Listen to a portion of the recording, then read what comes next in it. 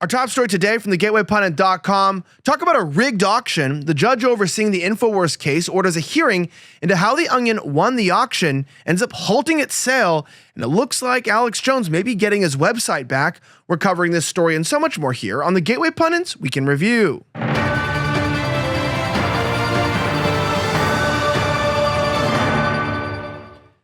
Yippee-yi-yay. Welcome back to the Gateway Pundits Week in Review. I'm Elijah Schaffer. We got a top story today from Cassandra McDonald. Talk about rigged. The judge overseeing the InfoWars case orders hearing into how the Onion won the auction. We have an update. Check this out. The Onion purchased InfoWars in a bankruptcy auction on Thursday with plans to turn it into a satire website, but the judge overseeing the case has ordered a hearing into how the satire website won. The legal team representing Jones has alleged that the auction was rigged at the last minute to allow the Onion to win, despite a seven-figure bid from InfoWars allies.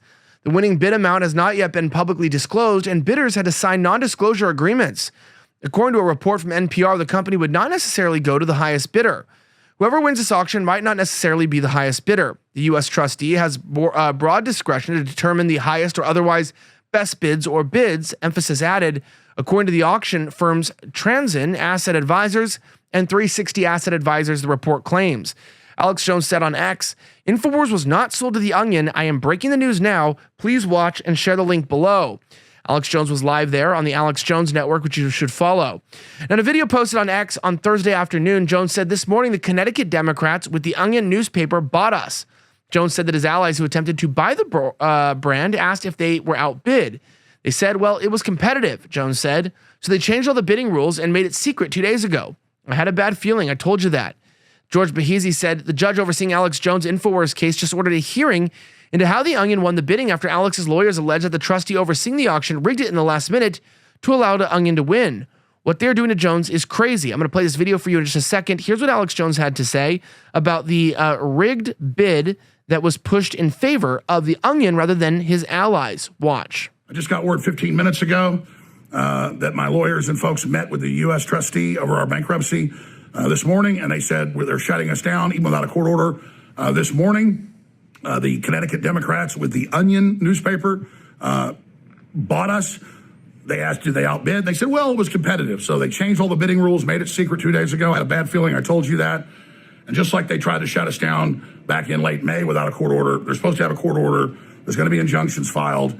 I'm about to go live out of Harrison's American Journal studio. I don't know what's going to happen, but I'm going to be here until they come in here and turn the lights off. I'm going to say, where's your court order? So this is all going down right now. They want to silence the American people, but we're not going to be silenced. Be sure and follow me at the Alex Jones Network at AJN Live on X right now. They're filed in court to take real Alex Jones away. That's totally unconstitutional. The judge already said no, so they filed in other courts. Right. And in the midst of this, what's kind of crazy is people say, okay, well, Alex Jones deserves to have his network taken away. What about the First and Eighth Amendment? What kind of rules or laws did he break by questioning what happened at Sandy Hook? I mean, here at the Gateway Pundit, we're not saying that we're questioning Sandy Hook, but it does make you wonder when you can't question something, it's either A, because somebody powerful doesn't want you asking the questions, or B, it's because it's not how, or the narrative isn't true and what people are saying. So they're trying to keep you from looking into it. I don't want to go any further than that, but it is an ongoing case. Now, that being said, you know, we live in the most advanced era in human history.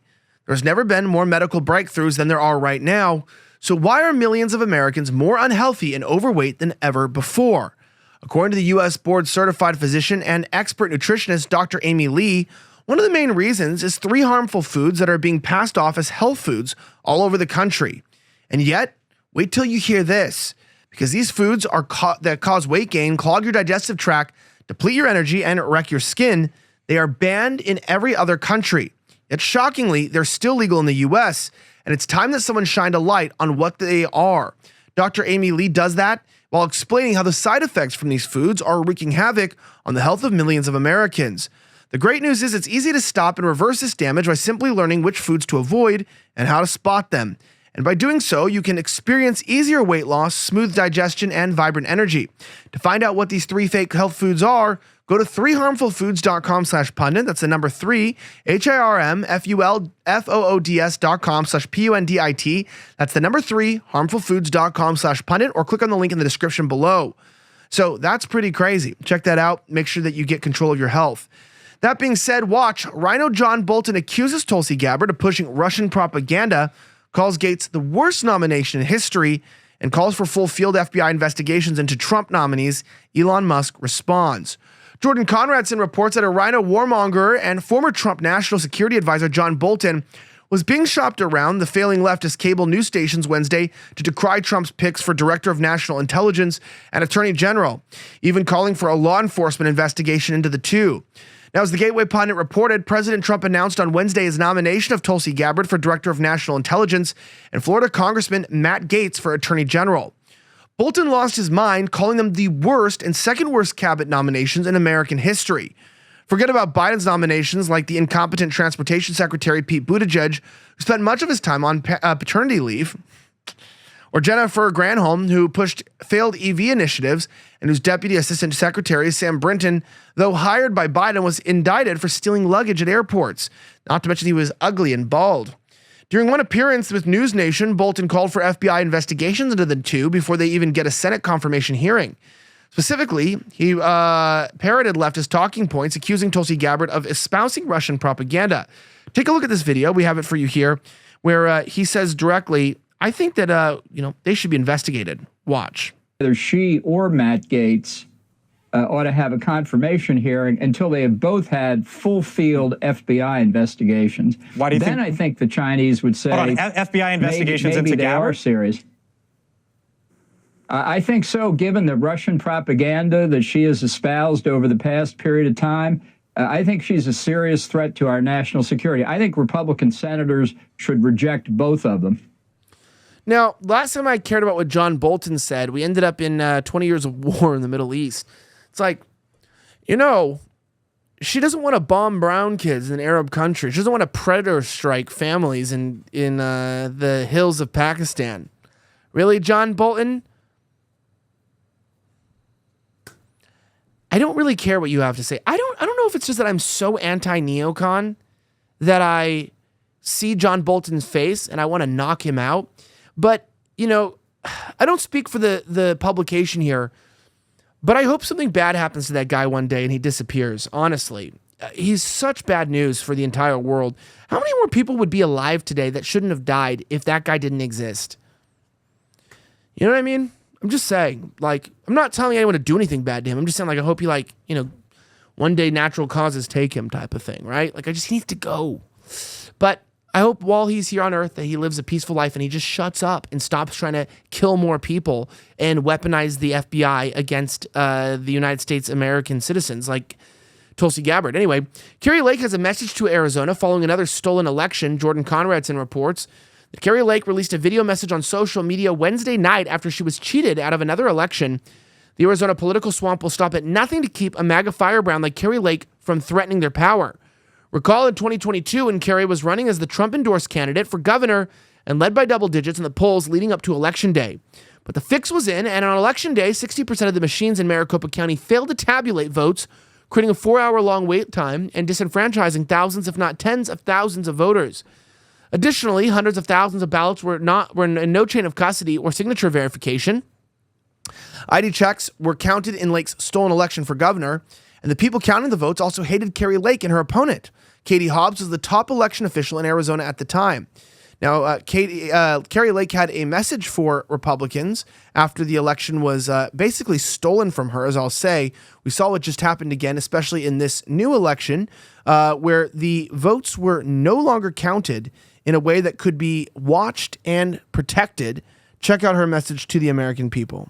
Hi, Arizona. Kari Lake here. For 30 years, you trusted me to bring the news into your homes, to tell you the truth. About 3 years ago, I walked away from a 7-figure contract in the fake news because I couldn't lie to you. What good is money if it comes at the cost of your soul? I was sickened spreading the government's COVID narrative. And I was at my desk one day and opened the Bible, and an old Bible verse gave me the courage I needed, the courage to walk away. I thought that would end my time in the public eye. But to my surprise and my eternal gratitude, the people of Arizona rose up and requested that I run for political office. This journey that we've taken together over the past few years has been once in a lifetime. It hasn't been easy, but I wouldn't trade it for the world. They threw everything at us, fake news, hundreds of millions of dollars, and the most vile attacks. And through it all, you never wavered. And I can't thank you enough for that. It was a movement of love for family, for Arizona, and for America. And I am grateful to all of you who shared it with me. Arizona is a special place, and I'm thankful that President Trump and a Republican majority in both chambers of Congress will be in office to help protect us. As I watch his cabinet forming, I take great comfort in knowing that America will be made great again. And that's good, because that's what the American people deserve. You deserve a secure border, a prosperous economy, safe streets, and free and fair elections. And I know more than anything that this administration will fight to deliver that for you. As for me, well, I can say for certain that truth will never stop mattering to me. You will never stop mattering to me. These memories that we've made together will never go away. They will grow sweeter over time, and I will never stop fighting for the state I love. I entered this fight with the Bible verse, and I will leave it with you as well. It's 1 Timothy chapter 6, verse 7. For we brought nothing into this world, and it is for certain we can carry nothing out. It's an amazing Bible verse. It really inspired me, and I hope it inspires you. Thank you for everything. I love all of you. God bless America, and God bless State 48. Yeah, it's really genuinely a travesty on what happened to Kari Lake. We can tell that the election was not only rigged, but in terms of the lack of accountability in the same county, Maricopa, it tends to be the exact same place every single season, every single time. Now, that being said, I want to remind you guys of something very, very important here. Have you ever wondered what happened to legendary Chuck Norris? Well, recently I saw a video that he made and I was shocked. He's in his 80s and he's still kicking butt and working out and staying active. What's even more shocking is he's stronger, can work out longer, and even has plenty of energy left over for his grandkids. He did this by just making one change. He says he still feels like he's in his 50s. His wife even started doing this one thing too, and she's never felt better. She says that she feels 10 years younger, her body looks leaner, and she has energy all day. Now, Chuck made a special video that explains everything. Make sure that you can go watch it by going to chuckdefense.com/pundit or by clicking the link in this video. It'll change the way that you think about your health.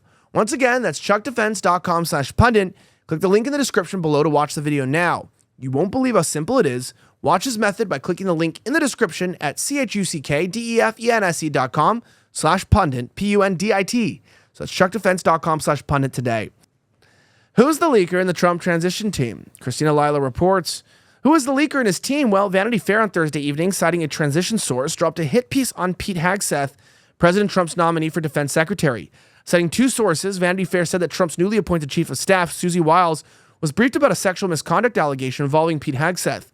Donald Trump's transition team scrambled Thursday after Trump's incoming chief of staff, Susie Wiles, was presented with an allegation that former Fox and Friends co-host Pete Hegseth, Trump's nominee to be defense secretary, had engaged in sexual misconduct. According to two sources, Wiles was briefed Wednesday night about an allegation that Hegseth had acted inappropriately with a woman. One of the sources said the alleged incident took place in the Monterey, California area in 2017. Vanity Fair cited a transition source, then describing a Thursday meeting Pete Hegseth had with Trump's lawyers and Susie Wiles to discuss the alleged sexual misconduct. According to the transition source, the allegation is serious enough that Wiles and Trump's lawyers spoke to Hegseth about it on Thursday. A source with knowledge of the meeting said that Hegseth said the allegation stemmed from a consensual encounter and characterized the episode as he said and she said. Now, Pete Hegseth's attorney Timothy Parlatore told Vanity Fair the allegation was already investigated by the Monterey Police Department and they found no evidence for it. You can see down there, too, that there was two sources. Now, Trump's communications director, Stephen Chung, told Vanity Fair that President Trump is nominating high-caliber and extremely qualified candidates to serve in his administration. Mr. Hegseth has vigorously denied any and all accusations, and no charges were filed. We look forward to his confirmation as United States Secretary of Defense so he can get started on day one to make America safe and great again. Later on in a hit piece, Vanity Fair cited a senior transition source who claimed Pete Hegseth has vetted, but his sexual misconduct allegation never came up. That's because it was already investigated. Ahead of the Thursday meeting, one high-level MAGA member familiar with the allegation said Hegseth wasn't properly scrutinized before Trump made the controversial pick. He wasn't vetted, but the senior transition source disputed this, saying Hegseth was vetted, but this alleged incident didn't come up, Vanity Fair reported. Now, who is the person inside that's leaking the information? Well, as Kanye West famously said, I guess we'll never know. Our last story today, Senator Bill Hagerty drops truth bombs and obliterates MSNBC's Andrea Mitchell every left-wing narrative, including on one interview. In a must-see appearance, Senator Bill Hagerty went toe-to-toe with Andrea Mitchell, dismantling far-left narratives with a calm yet relentless barrage of facts. The former U.S. ambassador to Japan and staunch Trump ally delivered a masterclass in exposing the weaponization of the Department of Justice. We have the clip here for you. I'll play it in just a moment, where they go head-to-head, and I have to say, it's pretty remarkable how these types of interactions continue to make themselves very evident on the screen. Check out this video on X posted by The Patriot. Here it is. You make the cut. Administration. Welcome and thank you so much for being with us, Senator. I appreciate it. It's good to be with you, Andrea. So what is your reaction to Matt Gaetz as Attorney General? Right now, would you support him? Listen, Andrea, it's amazing to me that people are reacting the way they are and what you just showed, because there has been no one better at channeling the American public's frustration with the weaponization of the Department of Justice than Matt Gaetz. You can understand the president's frustration with the DOJ. During his campaign, during his first campaign, they used a fake Clinton dossier to spy on him. Look at what happened in the first Trump administration. This whole fake Russiagate hoax, the DOJ investigated him for years doing that. In 2020, the DOJ went to big tech and had them censor Hunter Biden's laptop to throw the election toward Joe Biden. And if you think about what just happened in 2024, the DOJ, their colleagues around the country, they brought 5 different cases to try President Biden's top opponent, President Trump. I can understand his frustration in wanting to put an agent of change in place. I'm not surprised at all. Well, I don't want to litigate all that happened with Donald Trump because there's a lot of evidence to support many of the allegations. And in fact, the indictments, Mar-a-Lago, the sloppy intelligence handling. Andrew, I think the American public spoke louder than anybody. They gave him the strongest mandate we've seen in 36 years in reaction to all of this.